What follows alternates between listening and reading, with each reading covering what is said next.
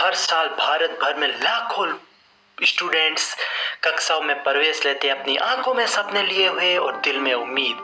लेकिन समय बीतने के साथ ये सपने धीरे धीरे धुंधले हो जाते हैं और उनकी जगह लेती है चिंता, तनाव और निराशा। अब सवाल यही है कि आखिर गलती कहाँ हुई हमसे? हमारी शिक्षा प्रणाली जो युवा दिमाग को सशक्त और प्रेरित करने का कार्य करती है, आखिरकार वो उन्हें थका हुआ और हारा हुआ छोड़ देती है। जिस शिक्षा प्रणाली का काम नवविचार पैदा करना, बच्चों में क्रिएटिविटी, क्रिटिकल थिंकिंग पैदा करना होना चाहिए था, अब वो असेंबली लाइन बन गई है। उसका पूरा ध्यान सिर्फ रटने, अंक प्राप्त करने और कॉम्पिटिटिव एग्जाम्स ही हो गए हैं। रटने पर आधारित सीखने की प्रवृत्ति ही इस समस्या का सबसे बड़ा कारण है। बचपन से ही छात्रों को उत्तरों को याद करने को कहा जाता है, उनको सीखने को नहीं कहा जाता, क्योंकि सीखना अब एक यांत्रिक प्रक्रिया बन चुका है। इसमें ना कोई रचनात्मकता बची है, ना कोई महत्वपूर्ण सोच। परीक्षाएं याददाश्त को माप रही है, ना कि आपकी बौद्धिक क्षमताओं को। अच्छे अंक प्राप्त करने का दबाव ने असली सीखने की प्रक्रिया की जगह ले ली है। बच्चों को क्यों नहीं बल्कि कैसे पूछने को प्रोत्साहित किया जा रहा है। कैसे वो परीक्षा में अधिक अंक प्राप्त कर सकते हैं, कैसे वो परीक्षाओं को पास कर सकते हैं।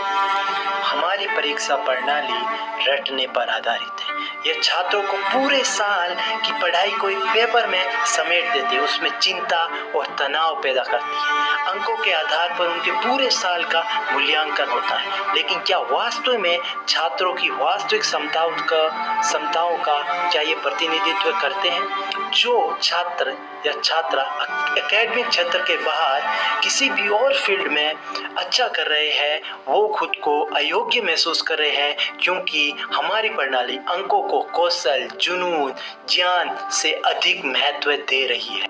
हमारे पाठ्यक्रम में व्यवहारिक ज्ञान पर ध्यान ही नहीं दिया जाता। कितनी बार छात्रों को यह अवसर दिया जाता है कि वो उनको लागू कर पाए जो वो सीखते हैं। कितनी बार उन्हें कक्षाओं में वास्तविक दुनिया की समस्याओं को सॉल्व करने के लिए प्रेरित किया जाता है। ये बिल्कुल दुर्लभ है।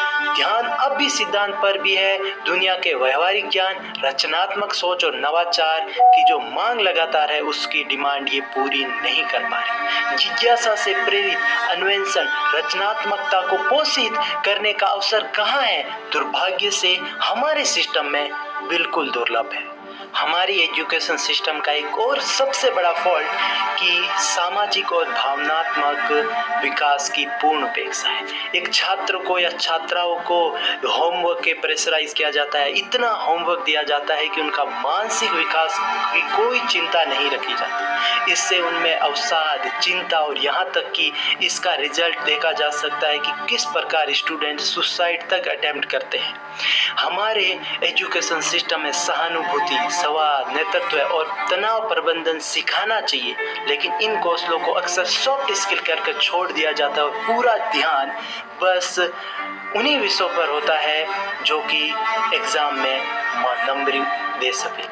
हमारी शिक्षा प्रणाली में असमानता की भी एक बहुत बड़ी समस्या है, जहाँ पे कुछ विद्यार्थी सिर्फ निजी विद्यालयों में पढ़ रहे हैं एंड जो ग्रामीण इलाकों के विद्यार्थी है, जहाँ पे सरकारी स्कूलों में बेसिक इंफ्रास्ट्रक्चर, बुनियादी ढांचे की भी कमी है। यह शहरी और ग्रामीण शिक्षा के बीच बहुत बड़ी खाई बढ़ चुकी है, जिससे कई छात्र ऐसे हैं जिनको पास अवसर नहीं है, जिनके वो आज भी हकदार है। तो हमें क्या बदलने की जरूरत है? अब समय आ गया है कि हम इस शिक्षा प्रणाली को जड़ से सुधारें। आइए डिस्कस करते हैं उन की पॉइंट पर जो हमारी शिक्षा प्रणाली को सुधार सकते हैं। नंबर फर्स्ट, महत्वपूर्ण सोच को बढ़ावा देना। रटने की बजाय बहस करने, अन्वेषण करने को प्रोत्साहित करना चाहिए कक्षाओं में, जिससे बच्चों में क्रिएटिविटी एंड क्रिटिकल थिंकिंग का विकास हो। नंबर 2, कौशल आधारित शिक्षा। पाठ्यक्रम में व्यवहारिक अनुप्रयोग, वास्तविक समस्याओं का समाधान और जो बिजनेसियल या फिर इंडस्ट्रियल प्रशिक्षण भी दिया जाना चाहिए। एक विद्यार्थी का इस प्रकार एक संपूर्ण विकास हो पाएगा। नंबर 3, संपूर्ण मूल्यांकन। उच्च दबाव वाली परीक्षाओं की जगह निरंतर मूल्यांकन पद्धतियों को अपनाया जाना चाहिए जो छात्र की समझ, उसकी क्रिएटिविटी एंड उसकी डेवलपमेंट को मापे। नंबर 4, मानसिक स्वास्थ्य पे संपूर्ण। स्कूलों में छात्रों को भावनात्मक भलाई को प्राथमिकता दी जाए। उनको एग्जाम के लिए, उनको होमवर्क के लिए इतना प्रेशराइज नहीं किया जाना चाहिए। नंबर 5, शिक्षकों का प्रशिक्षण। हर एक टीचर को टीचर बनने से पहले यह पूरी ट्रेनिंग दी जानी चाहिए कि किस प्रकार छात्रों को पढ़ाया जाना चाहिए ताकि उनका मानसिक, बौद्धिक, भावनात्मक सब प्रकार से उनका विकास हो, उनकी क्रिटिकल थिंकिंग बढ़े, वो एक अन्वेषण पर आधारित शिक्षा की ओर अग्रसर हो। नंबर 6, असमानता को कम करना। हमारी सरकार को इस ग्रामीण शिक्षा और शहरी शिक्षा के बीच की असमानता को, इस गहरी खाई को भरना ही होगा। इसके लिए सरकार को एक बेसिक इंफ्रास्ट्रक्चर एंड जितना भी बजट का लगभग 15% हिस्सा एजुकेशन के लिए प्लॉट होना ही चाहिए, जो आज लेस देन 5% है। भारत के छात्रों में अपार क्षमता है, जरूरत है उन्हें बस एक अच्छे मार्गदर्शन की।